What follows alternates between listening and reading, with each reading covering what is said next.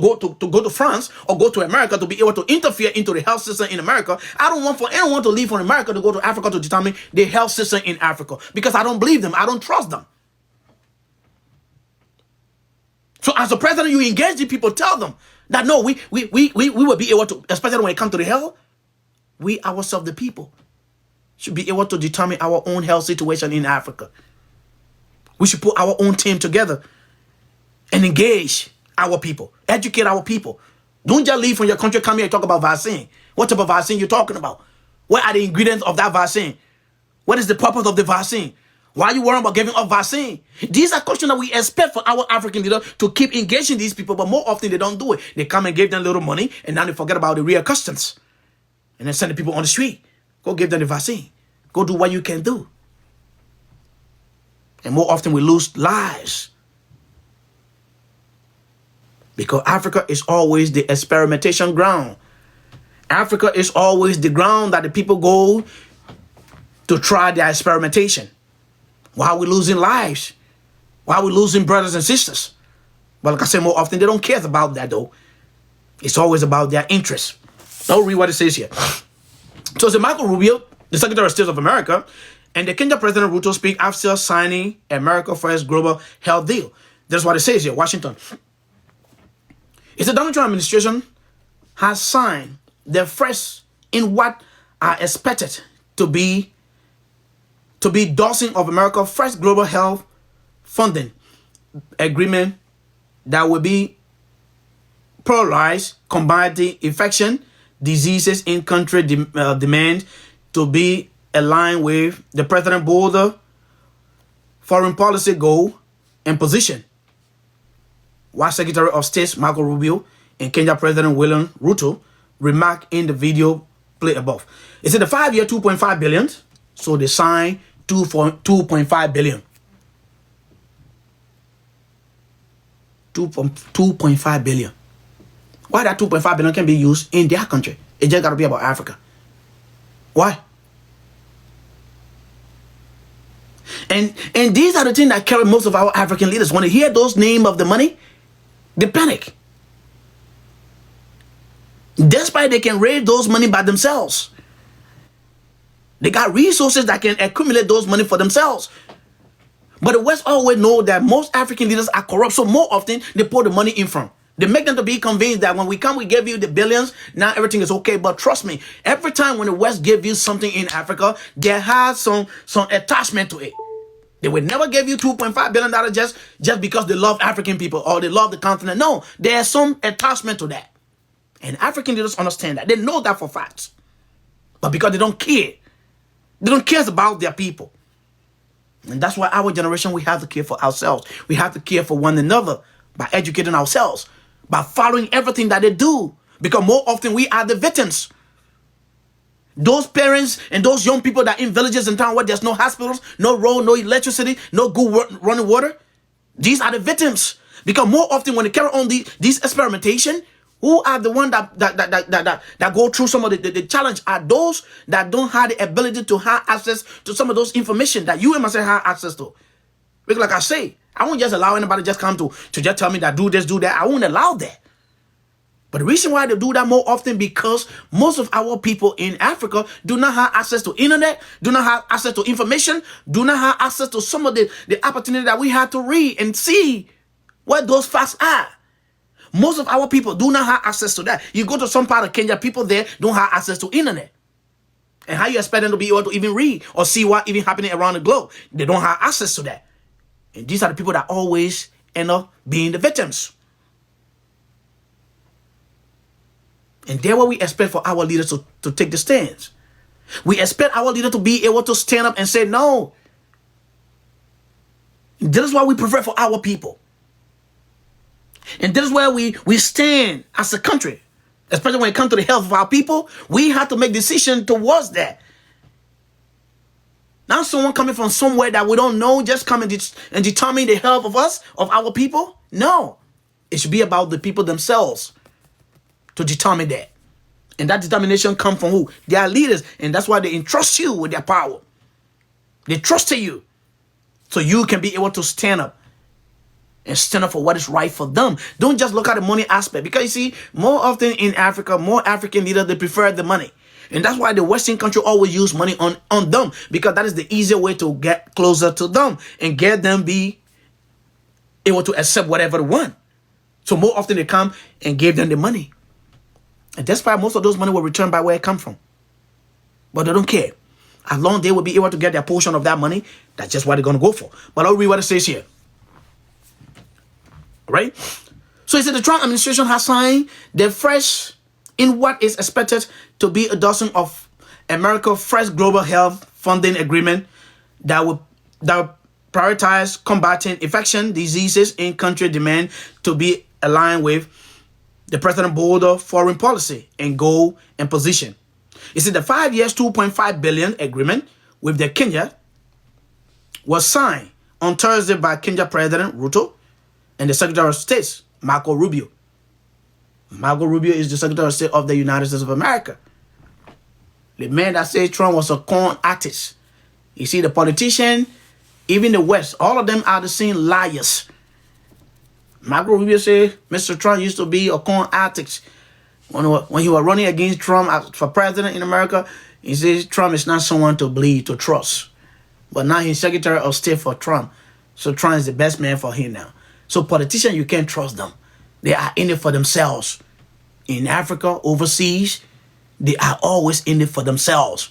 As long as they are benefiting, they don't care what affect the rest of the people. And that was most of the time I don't trust most of these politicians. They will say something here and they believe in something else. So don't think that they're coming to you in Africa and they're signing all these loans and all these money and you think that they love you so much, that's why they're giving you all those money. Their own people suffering. Their own people going through some of the more difficult time, but they don't care about that. They'll come and fool you in Africa and make you to think that they love you so much. If they love people so much, they should start with their own people. They got the homeless people, they got people on the street that are suffering from drugs. Abuse of drugs. They got people on the street that having gun violence situation and all these things. They don't worry about all these things. But they leave all those things and come to Africa and try to show you that it cares about you. And you think to yourself that these people making sense. It doesn't make no sense. Because like I say, if I love people, I won't love people more than myself. I got to love myself first. So if these people really cares about humanity and care about people, they should care about their own people first. You can't jump over your people that on the street, that's suffering, that are going through some of the most toughest time. You leave all of that and then you fly to Africa. Because like I say, it's not free. They go to Africa because they got that goal. They got their plan. They're not going there because they love you black people. No, they're going there because they got their plan. And that's why Africa had to be critical. We had to be smart. And that's why we need leaders that will be critical in analyzing these people. And that's why you see they don't love those black African leaders that are so smart. You see Mr. Muhammad in Ghana, he's one of the leaders that I really respect now. He's standing on business. You see Abraham Traore in Burkina, he's standing on business. You see General Tiani, he's standing on business. Assimi Goita, they don't fuck with these guys. And the reason why they don't fuck with these guys, because these guys not easy to be bought. So they find it difficult to be able to go through these people to reach to their people. So most often they will look for the most stupidest African leaders that are easy to be bought, that are so greedy to the extent that they give out their people for their own aggrandizement. So they prefer to deal with such leaders in Africa, especially those stupid African leaders that we have. The smart one, they don't deal with them. They call them leaders that are against democracy. You see, every time when you see the West complaining about any African leaders, meaning that African leader is doing good. When they complain, just know that the African leader is doing good. That's why you will see them more often they will complain. When you see them don't complain, these are the puppets that they love. You see the Cameroonian president, you will not see France complain about Cameroonian president. You know why they don't? They don't complain about that old man, that old trash.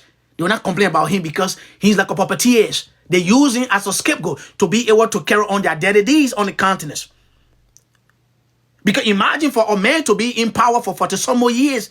In Western country, you will not see no Western leaders to stay in power for 40 years. The only place you see that happen is on the continent of Africa. And that should say something to you, that if they cannot allow for their leader to be in power for 40 years, but they want us to accept people to be in power in Africa for 40 years, 42 years, and you telling me that these people cares about you, logically speaking, they don't care about you. That's why they keep those puppets to be there for 40, 30 years so that they can be there to keep doing that dirty work. And that's why, like I say, young people, we have to educate ourselves. when it comes to election in Africa. We had to elect people that have sound mind, people that will stand up for our issue, not people that will betray our struggle and settle down to their masters.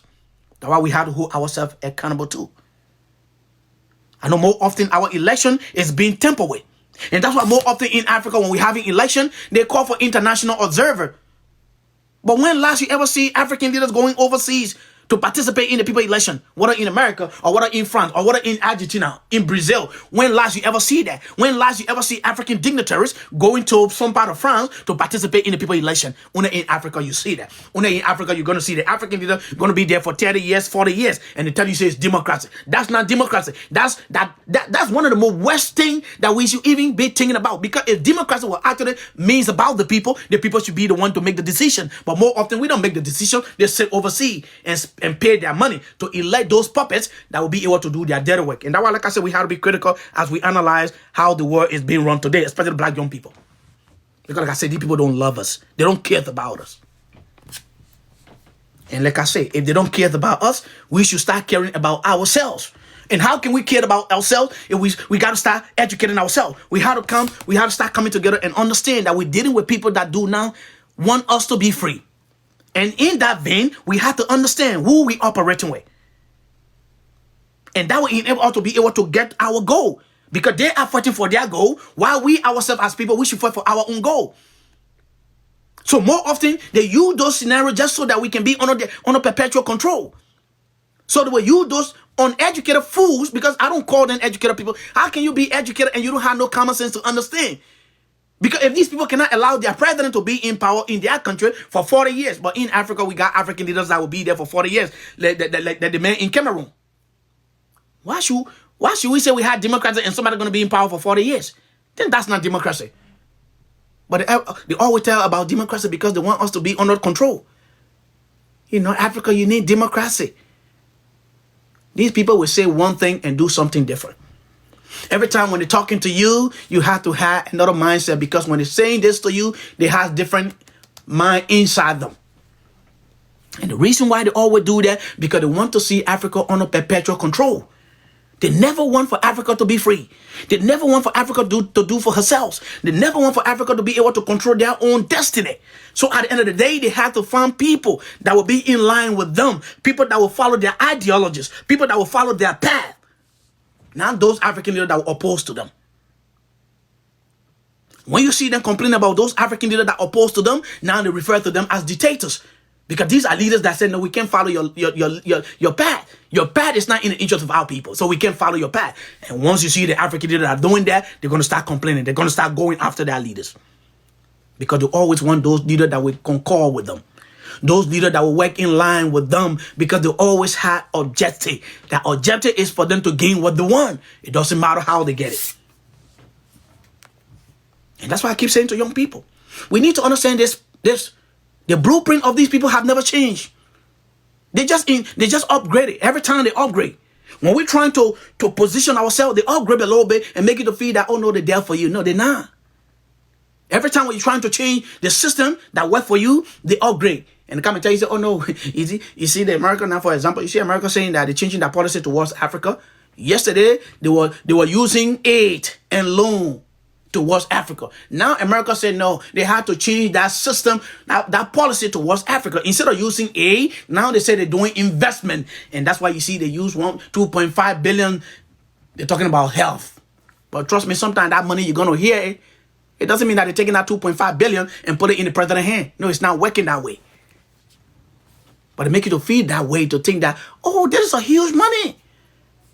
But trust me, we have to understand these people. It has been long overdue for us to not understand how these people operate when it comes to Africa. It is long overdue for us to not be able to understand the strategies of these people. These people's strategy is clean, it's plain. You can see it vividly with your own eyes. It's not something that you need microscope to see. It's something that is vivid. You can see it. It's plain. But the only time you will be able to see that, you got to be a person or a president that actually cares about your people. If you don't care about your people, you don't actually see the actual pictures. You just see the surface of it. And because you're benefiting from the surface of that situation, you don't care what happened beneath that surface. And these are the problems. And these are things that they always want to see when it comes to Africa. And that's why when it comes to election in Africa now, young people, we have to be critical. Let us not be carried away because of party line or tribalism or religions and all these things. We should not be carried away by that. We got responsibility. And our responsibility as black people on the continent is for us all to stand together and uphold to the principle and value of every human being that exists on that planet to have the same equal right, the same equal freedom, the way to live, the way to be able to have good healthcare, good road, good hospitals and good school for children to go to. We all should be able to stand up and fight for that cause, not to betray that cause. Because more often our leaders continue to betray those struggles. Because they want more often when they leave power, they want to be called billionaires. They want to have the least money, maybe it should be in billions upon billions of dollars in their bank account. Because more often it's not about the people. So those leaders that don't care about how much money they accumulate, they don't want to see those leaders. And only you and myself will make that dream to be fulfilled. As Africa continues to progress, as Africa continues to move ahead, there's a lot of obstacles. There's a lot of deals. They're fighting to keep making sure that we can reach to our goal. And we keep saying that we're going to reach to the goal. We're going to reach to that goal.